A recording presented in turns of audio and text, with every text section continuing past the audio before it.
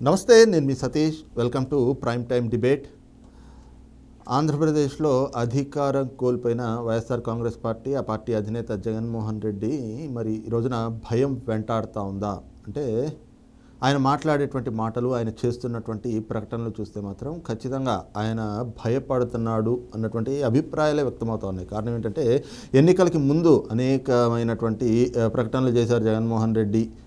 ఒకానొక సందర్భంలో తన వెంట్రుక కూడా ఎవరు ఏమీ పీకలేరు అంటూ మాట్లాడినటువంటి ఆయన తర్వాత ఏ రకంగా ప్రజల్ని నమ్ముకున్నాను, పైన దేవుణ్ణి, కింద ప్రజలే ఉన్నారు అని చెప్పాడు. ఇక అధికారం కోల్పోయి ఏదైతే ప్రధాన ప్రతిపక్ష హోదా కూడా లేనటువంటి జగన్మోహన్ రెడ్డి మరి కూటమి ప్రభుత్వం అధికారంలోకి వచ్చాక తనలో ఉన్నటువంటి అసహనాన్ని, ఆ అక్కసుని కూడా వెళ్ళగక్కడం మొదలు పెడతా ఉన్నారు. అయితే ఇంకోవైపున కూటమి ప్రభుత్వం తీసుకుంటున్నటువంటి నిర్ణయాలు కూడా ఈ రోజున మరి జగన్మోహన్ రెడ్డి చేత ఈ రకమైనటువంటి వ్యాఖ్యలు చేయిస్తున్నాయనో, లేకపోతే మరి ఆ నిర్ణయాలను చూసి జగన్మోహన్ రెడ్డి భయపడుతున్నాడా అనేటువంటి చర్చలు కూడా జరుగుతూ ఉన్నాయి. మరి ఏమిటి కూటమి ప్రభుత్వం తీసుకుంటున్నటువంటి నిర్ణయాలు ఏ విధంగా ఉన్నాయి, వాటి పట్ల జగన్మోహన్ రెడ్డి రెస్పాండ్ అవుతున్నటువంటి తీరుని, ఈ రాజకీయాన్ని ఎలా అర్థం చేసుకోవాలి అనేటువంటిది ఈ రోజున డిబేట్లో చర్చించబోతా ఉన్నాం. డిబేట్లో పాల్గొంటూ ఉన్నారు ప్రముఖ రాజకీయ విశ్లేషకులు అంకమరావు గారు, అలాగే సీనియర్ జర్నలిస్ట్ సత్యమూర్తి గారు.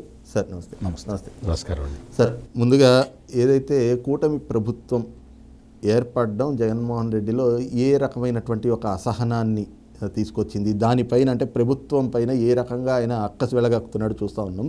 కానీ ఇప్పుడు జగన్మోహన్ రెడ్డి అంటే మొదటి రోజు నుంచి కూడా కూటమి హామీలు ఇచ్చింది, కానీ అధికారంలోకి వచ్చాక ఒక్కటి కూడా అమలు చేయట్లేదు. ఈ రోజున అవన్నీ కూడా మాట తప్పుతూ ఉన్నారు. జగనే ఉండి ఉంటే అని చెప్పేసి ఆయన మొన్న మధ్య మీడియా సమావేశం పెట్టినప్పుడు కూడా జగన్ ఉండి ఉంటే అంటూ మాట్లాడుతూ వచ్చాడు కదా. ఇప్పుడు ఇవాళ కూడా మళ్ళీ అవే మాటలు, జగనే ఉండి ఉంటే ఈ పార్టీకి సంక్షేమ పథకాలన్నీ కూడా అమలయ్యేవి. మరి కూటమి ప్రభుత్వం ఈ రోజున ప్రజల్ని మోసం చేసింది అని చెప్తా ఉండడం ఎలా చూడాలి? అంటే జగన్ మళ్ళీ అధికారంలోకి వస్తే అనే మాటకి ఈ మధ్య ఓ విశ్రాంతి ఉద్యోగి, పోరంకి అనే గ్రామం, విజయవాడకు ఆనుకునే ఉంటుంది పోరంకి అనే గ్రామం, దానికి మాజీ సర్పంచ్ చంద్రశేఖర్ గారని, శేఖర్ గారని పిలుస్తాం మేము, వారితోటి మాట్లాడిన ఒక మాట మీకు కూడా చెప్తాను నేను. సత్యమూర్తి గారు, మళ్ళీ పొరపాటున జగన్ కనుక వచ్చి ఉంటే ఆయన అన్న మాట, మన ఆడవాళ్ళు తాళిబొట్లు ఉంటాయి మెడలో, కొన్నిటికి బొమ్మలు ఉంటాయి లోన, దేవుడి బొమ్మ, భర్త బొమ్మ ఉంటుంది. జగన్మోహన్ రెడ్డి అనేవాడు మళ్ళీ వచ్చినట్టయితే ఆ బొమ్మల స్థానంలో నా బొమ్మ పెట్టాలని చెప్పి తీర్మానం చేసి బలవంతంగా ఆడవాళ్ళ మెల్లో కూడా బొమ్మలు వేసేవాడని చెప్పాడంటే వాళ్ళు ఏ విధంగా ఆలోచించారో ఒకసారి ఆలోచించండి. ఎంత అతని మీద ఆవేశంగా ఉన్నారు, అతను ఎంత విధ్వంసం చేశాడనేది చిన్న తార్కాణం. విశ్రాంతి ఉద్యోగి, ఆస్తికి స్థిమితంగానే ఉన్నాడు, అయినా సరే అంత భయపడ్డాడు అంటే ఏ విధంగా జనాలను భయపెట్టాడనేది మనం అర్థం చేసుకోవాలి. ఇప్పుడు నువ్వు చెబుతున్నావు, నేను మళ్ళీ వస్తే ఇలా పథకాల ఇచ్చిన హామీలు నెరవేర్చట్లేదు, అబద్ధాలు చెప్పారు, ఈ విధంగా మాట్లాడుకుంటూ వస్తున్నాడు కదా. ఇక్కడ ఈరోజు అంటే ఈ మధ్య కొన్ని రోజులు నేను క్షేత్రస్థాయిలో పర్యటించడం కూడా జరిగింది. కొన్ని గ్రామాలలో ప్రజలు ఎవ్వరు కూడా ఈ పథకాలు అమలు చేయాలని ఎవరు కోరుకోవట్లేదు. సత్యమూర్తి గారు, ఎవరైతే అవినీతి చేసిన అధికారులు ఉన్నారో, ఎవరైతే అక్రమాలు చేసి, దోపిడీలు చేసి, దొంగతనాలు చేసి, హత్యలు చేసినటువంటి రాజకీయ నాయకులైతే, ప్రతినిధులు ఎవరైతే ఉన్నారో వాళ్ళని ఇంకా వీళ్ళు లోనేసి ఎరకుమ్ముడు కుమ్మటలేదని చెప్పని భావిస్తున్నారు తప్ప పథకాల గురించి కూడా ఆలోచించట్లేదు, రాష్ట్రం గురించి కూడా ఆలోచించట్లేదు వాళ్ళు. కానీ చంద్రబాబు నాయుడు గారు, పవన్ కళ్యాణ్ గారు, లోకేష్ బాబు గారు వాళ్ళ కళ్ళ ముందు కొన్ని జరిగినా కూడా ఇప్పుడున్నటువంటి పరిస్థితుల్లో రాష్ట్రానికి పెట్టుబడులు రావాలి, ఇలా మనం చేసుకుంటూ వెళ్తే అతనికి మనకి వ్యత్యాసం, ప్రజలు తేడా ఏం లేదని చెప్పని భావిస్తే భవిష్యత్తుకి, ఆంధ్ర రాష్ట్ర భవిష్యత్తుకు ఉపయోగం, పెట్టుబడులు అనేవి చంద్రబాబు నాయుడు గారి నుంచి వస్తాయి. సతీష్ గారు, చంద్రబాబు నాయుడు గారు అనే వ్యక్తి ఒక బ్రాండ్ అంబాసిడర్.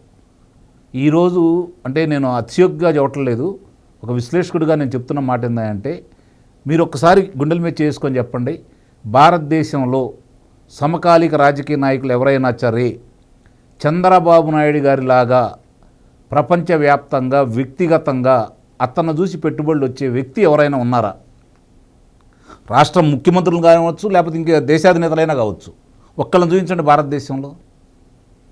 దక్షిణ భారతదేశంలో పుట్టడం ఆయన దురదృష్టం, తెలుగువాడిగా పుట్టడం తెలుగువాడు తీసుకున్న అదృష్టం. ఎందుకంటే నిజంగా కనుక ఆయన ఉత్తరాదిని కనుక పుట్టి ఉండేటైతే ఏనాడో ప్రధానమంత్రి అయ్యేవాడు. ఆయనకున్నటువంటి ఆలోచనలకి, ఆయనకున్నటువంటి ముందు చూపుకి, ఆయన చేసిన పనులకి ఏ రోజో ప్రధానమంత్రి అయి ఉండేవాడు.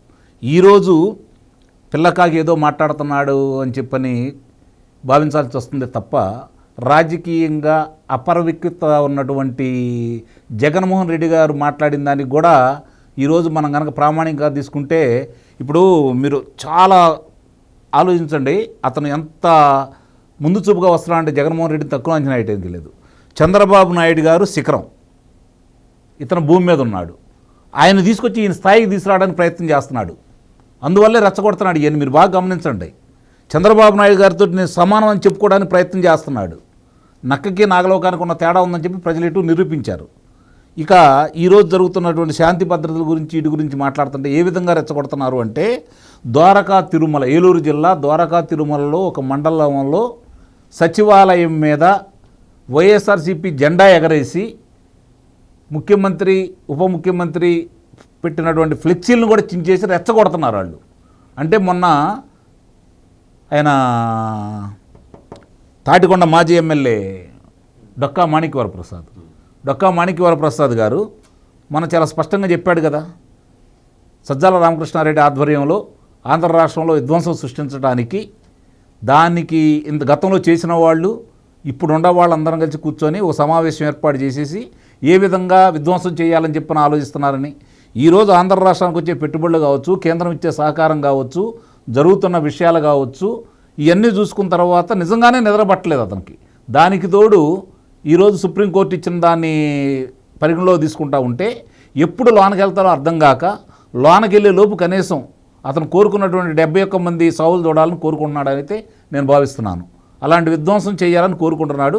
అది అయ్యే పని కాదు. ప్రజలు చాలా విఘ్నులు. కొంతమంది మూర్ఖులు ఏది ఈ గంజాయితోటో లేకపోతే మార్గద్రవ్యాలతోటో ఆ మత్తులో ఉన్నవాళ్ళు కొంతమంది చేయాలనుకున్నా కూడా ప్రజలు సహకరించట్లేదంటానికి తార్కాణం ఈరోజు వాళ్ళు ఏం మాట్లాడినా కూడా స్పందన లేకపోవటం. అధికారం పోతే ఎట్లా ఉంటుంది అంటే, అతను వాళ్ళు ఊహించుకుంది ఏంటంటే అధికారం పోయిద్దన్న ఆలోచన వాళ్ళకి ఏ క్వశ్చన్ లేదు. అధికారంలోకి వస్తాం కాబట్టి ల్యాండ్ టైటిల్ యాక్ట్ చివరిలో తీసుకొచ్చారండి. నిజంగా కనుక అధికారం పోయిద్దని ఐడియా ఉంటే ఒక సంవత్సరం ముందే తీసుకొచ్చేసి ఈ ఆస్తులను కూడా కొలగొట్టేవాళ్ళు. ఇప్పుడు జరుగుతూ ఉంటే కుప్పలు తెప్పలుగా కనపడుతున్నాయి. చూస్తూ ఉంటే అసలు లెక్కలకు అందకుండా ఏం చేశారో కూడా తెలియకుండా చంద్రబాబు నాయుడు గారు లాంటి వ్యక్తులకే ఈరోజు అధికారులు తనమొలకలైపోయి ఏం జరుగుతుందో, ఏ శాఖలో ఏం జరిగిందో కూడా చెప్పుకోలేని దౌర్భాగ్య స్థితికి తీసుకొచ్చినటువంటి ఈ పాలకుడు ఈరోజు ఈ మాటలు మాట్లాడుతున్నాడంటే దాని అర్థం నాకు తెలిసినంత వరకు వణుకనేది మొదలైంది. అతను చేసినటువంటి అవినీతికి, అక్రమాలకి, దోపిడీలకి, దొంగతనాలకి, హత్యలకు సంబంధించినటువంటి ఆధారాలు బయటకు వస్తున్నాయి కాబట్టి భయపడి వస్తున్నాడు. అంత తప్ప వేరే ఉండదని అయితే నేను భావించట్లేదు.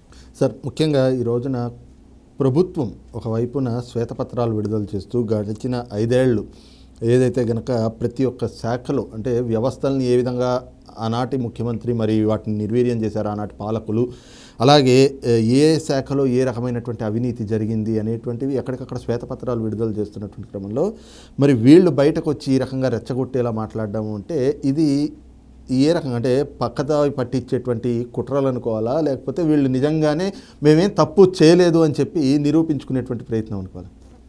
మామూలుగా అయితే ప్రభుత్వం శ్వేతపత్రం రిలీజ్ చేసిన తర్వాత ఆ శ్వేతపత్రాల మీద చర్చ జరగాలి, చర్చ జరపాలి. ఆ చర్చ జరపాల్సిన వాడు జగన్మోహన్ రెడ్డి. ఏంటి, శ్వేతపత్రంలో ఇది తప్పు ఉంది, ఇది వాస్తవ విరుద్ధము, మేము చేసింది ఇది అని చెప్పాలి. 7 శ్వేతపత్రాలు విడుదల చేస్తే ఒక్క దాని మీద కూడా మాట్లాడటానికి వీళ్ళకి పాయింట్లు లేవు. మీకు లా అండ్ ఆర్డర్ మీద ఇచ్చిన శ్వేతపత్రం, దాని మీద వీళ్ళు కౌంటర్ చేయాలి కదా.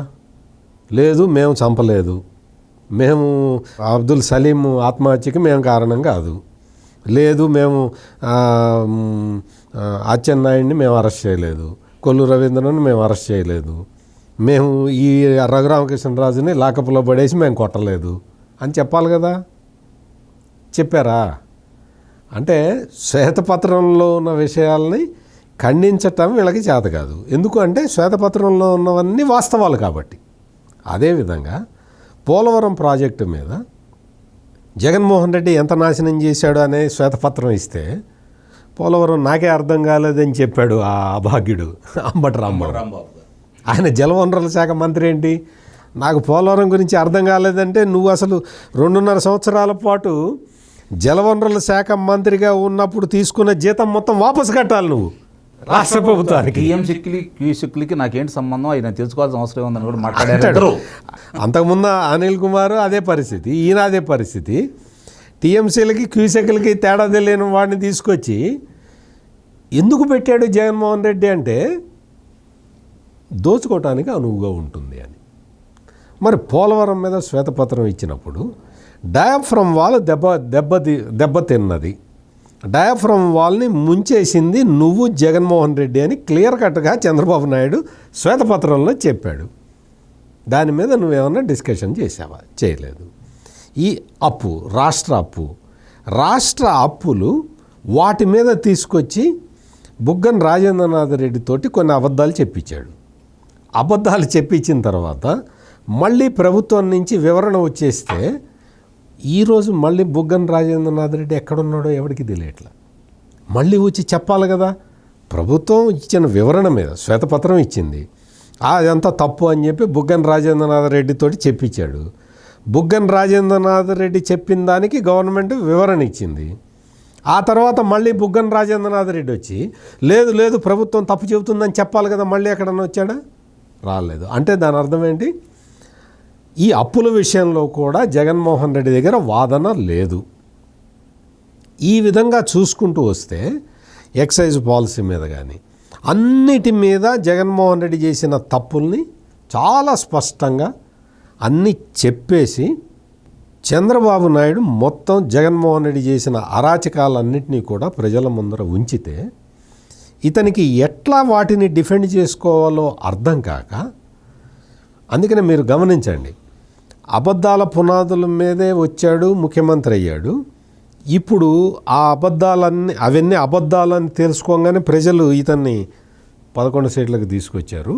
ఇప్పుడు మళ్ళీ పాత అబద్ధాలన్నీ తీసేసి కొత్త అబద్ధాల ఇటుకలు పెట్టి మళ్ళీ బిల్డింగ్ కట్టడానికి ప్రయత్నం చేస్తున్నాడు. ఉదాహరణకి 36 మందిని చంపేశారు తెలుగుదేశం వాళ్ళు అన్నాడు. 36 పేర్లు ఇవ్వమని చెప్పి హోంమంత్రి అనిత దగ్గర నుంచి, ఢిల్లీలో ఉన్న రిపోర్టర్ల దగ్గర నుంచి, హైదరాబాదులో ఉన్న జాతీయ మీడియా దగ్గర నుంచి, తాడేపల్లి ప్యాలెస్లో ఆయన ఇంటికి వెళ్ళి మీడియా ప్రతినిధులు అడిగితే నువ్వు 36 పేర్లు ఇవ్వలేదు. పైగా పేరుని నానిని కూర్చోబెట్టి చెప్పించాడు, అతి త్వరలో 36 పేర్లు ఇస్తామని. ఇది చెప్పి కూడా ఇప్పటికి వారం రోజులు అయింది. మరి అతి త్వరలో అంటే వారం రోజులు పడుతుందా? పోనీ వారం రోజులు అయిపోయింది, ఇప్పటికే అయిపోయింది వారం రోజులు. 36 పేర్లు ఇచ్చాడా? అంటే 36 మర్డర్లే జరగలేదు. పొలిటికల్ మర్డర్లు 4 జరిగితే అందులో 3 తెలుగుదేశం వాళ్ళు చచ్చిపోతే ఈ 4వ పొలిటికల్ మర్డర్ కూడా 2 వైసీపీకి చెందిన 2 రౌడీ షీటర్లు కొట్టుకుంటే ఒకడు చచ్చిపోయాడు. ఇది జరిగింది వాస్తవము.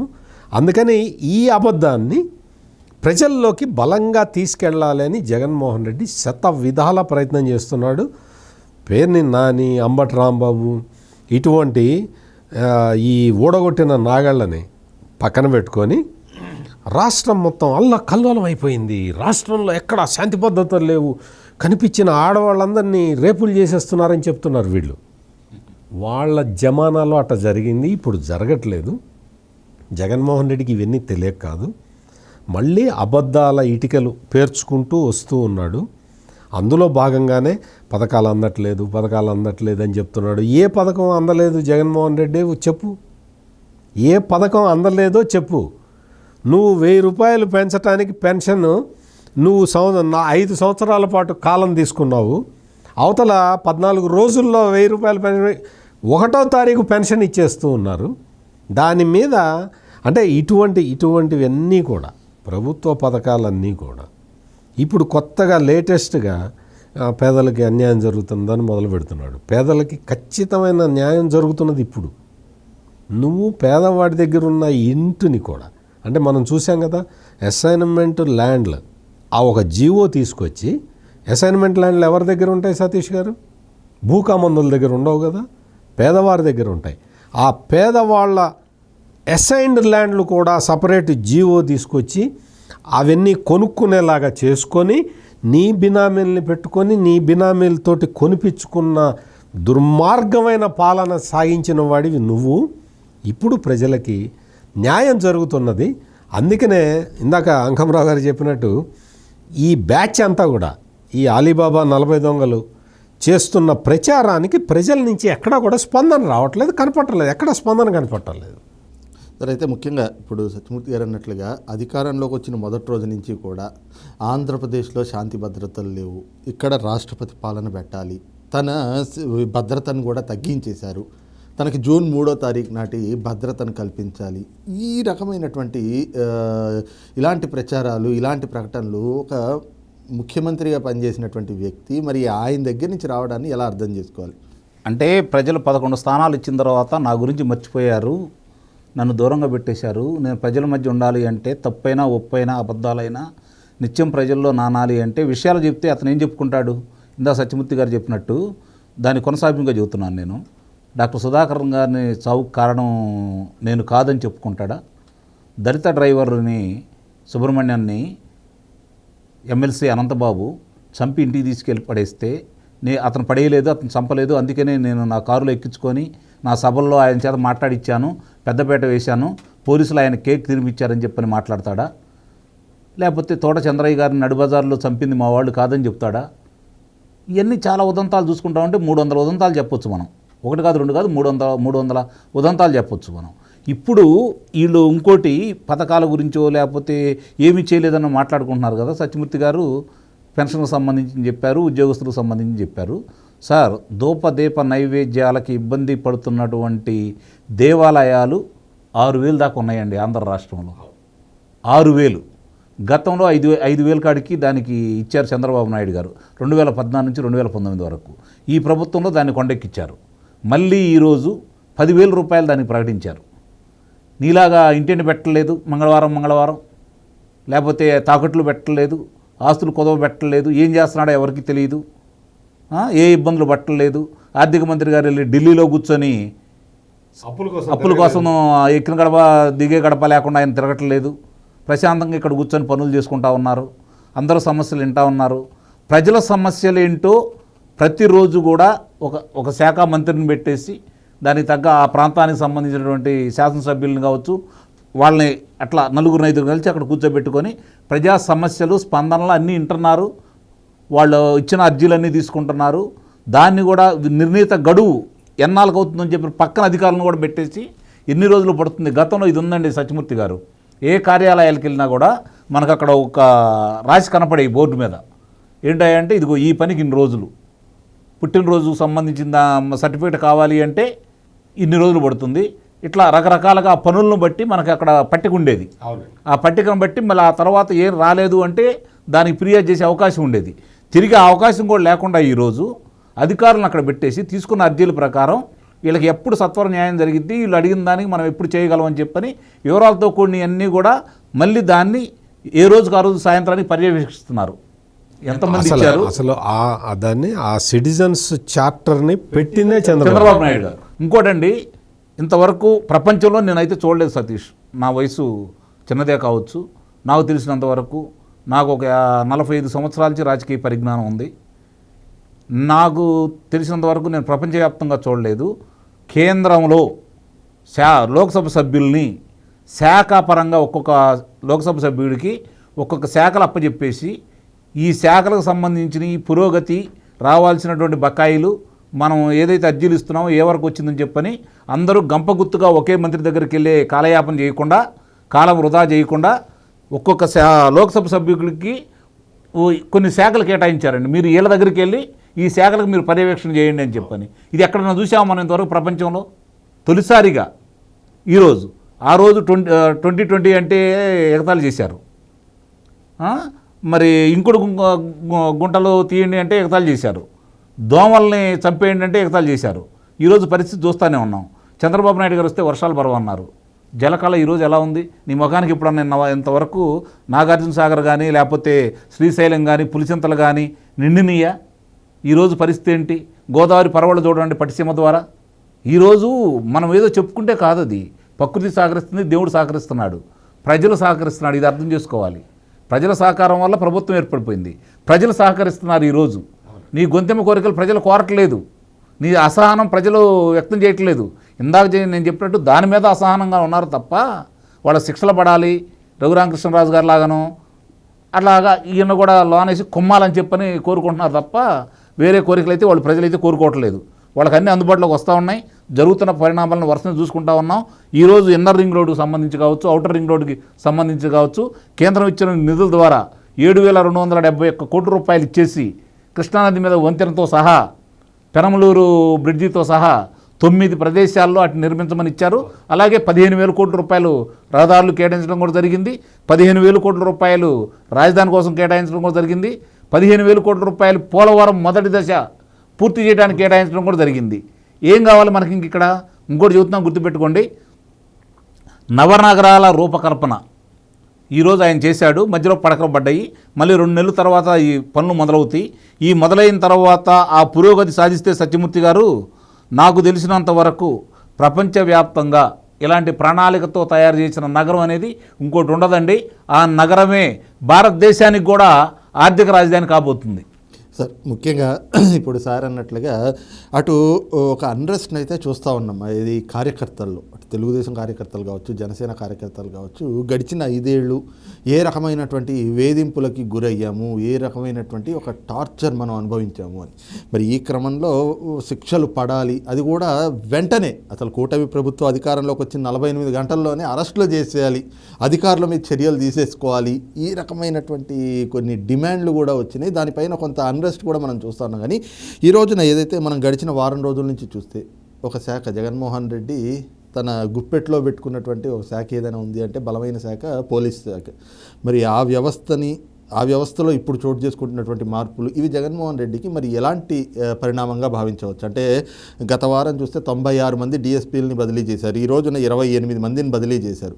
అంటే గతంలో సమర్థమైనటువంటి నాయకులు, అంటే అధికారుల కంటే కూడా తనకి వంతపాడేటువంటి వాళ్ళు, తనకి తలాడిచ్చేటువంటి అధికారులనే పెట్టుకునే జగన్మోహన్ రెడ్డికి మరి ఈ రోజున ఆ పరిణామాలు, ఇప్పుడు చోటు చేసుకున్న పరిణామాలు ఎలాగ అర్థం చేసుకోవచ్చు?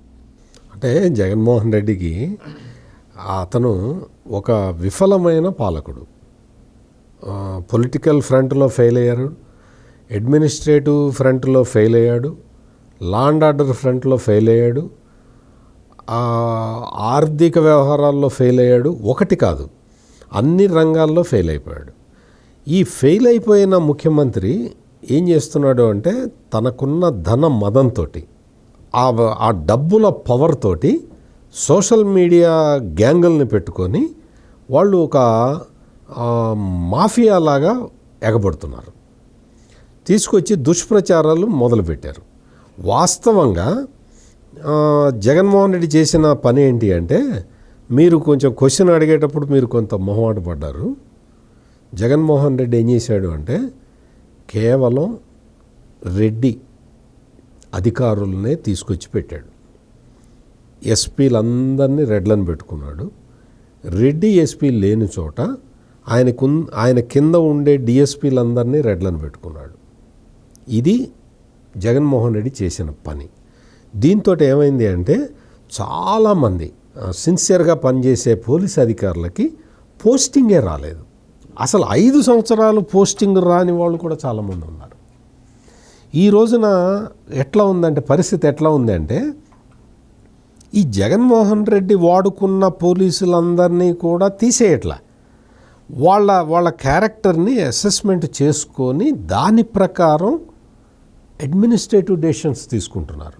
ఇంకొకటి మీకు ఒక క్లియర్ కట్గా నేను చెప్పే పాయింట్ ఏంటి అంటే, ఈ పోలీసు అధికారులని మీరు చెప్పినట్టు ఎస్పీలని కానీ డిఎస్పీలని కానీ నిన్న సిఐల్ని ఎస్ఐల్ని అందరినీ ట్రాన్స్ఫర్ చేశారు కదా, ఇవన్నీ కూడా పోలీసు వ్యవస్థ ఇంటర్నల్గా చేసుకుంటున్నది తప్ప ఎక్కడ రాజకీయ జోక్యం లేదు.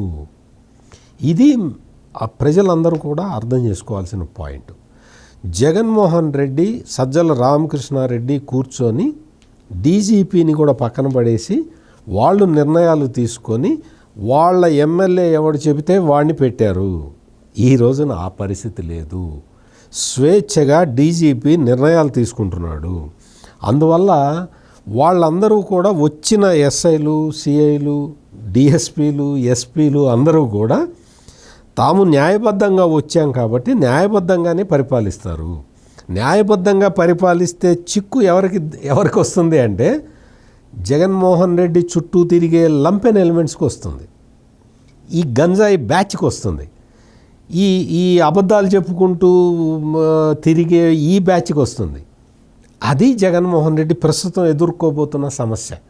అంటే పోలీసులు చట్టబద్ధంగా న్యాయబద్ధంగా ప్రవర్తించే అవకాశం ఉంది కాబట్టి మాకు ఇబ్బంది ఏర్పడుతుంది. ఎందుకంటే మేము చేసేదంతా కూడా సంఘ వ్యతిరేక చర్యలే అన్న భయంతో జగన్మోహన్ రెడ్డి ఈ ఎదురుదాడి చేస్తున్నాడు. పోలీసుల్ని కూడా బ్లాక్మెయిల్ చేసే విధంగా అతను ప్రవర్తిస్తూ ఉన్నాడు. ఇప్పుడు డైరెక్ట్గా రాష్ట్రంలో శాంతి భద్రతలు విచ్ఛిన్నమైపోయినాయి అని చెబుతున్నది ఎందుకో తెలుసా సతీష్ గారు?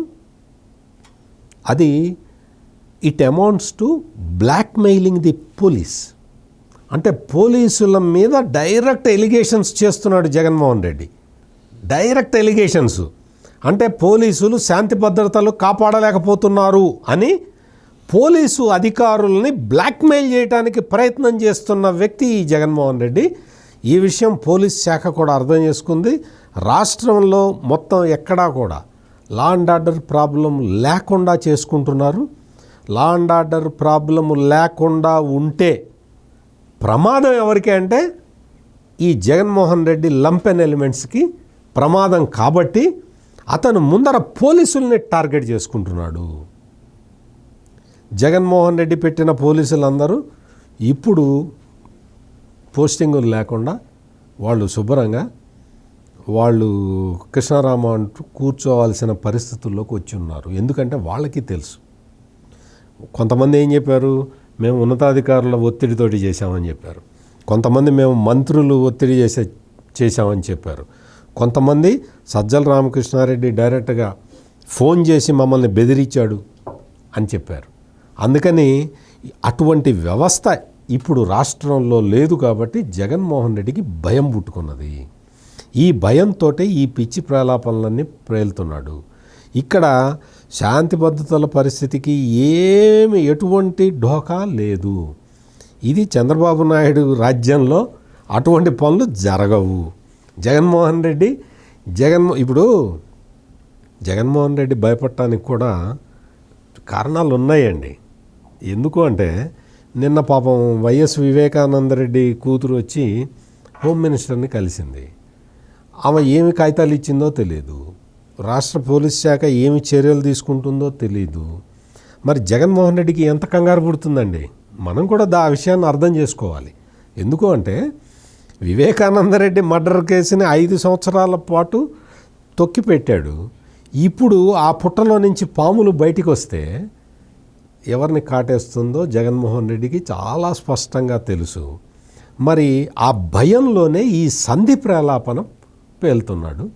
అందువల్ల జగన్మోహన్ రెడ్డి భయపడేది జరగాలని చెప్పి మనందరం కోరుకుందాం. రైట్, ఇది చూస్తూ ఉన్నాం కదా. ఈ రోజు ఉన్నటువంటి ప్రైమ్ టైం డిబేట్ ఇది. రేపు మరొక అంశంతో మళ్ళీ ముందుకు వస్తాం. Thank you. నమస్కారం.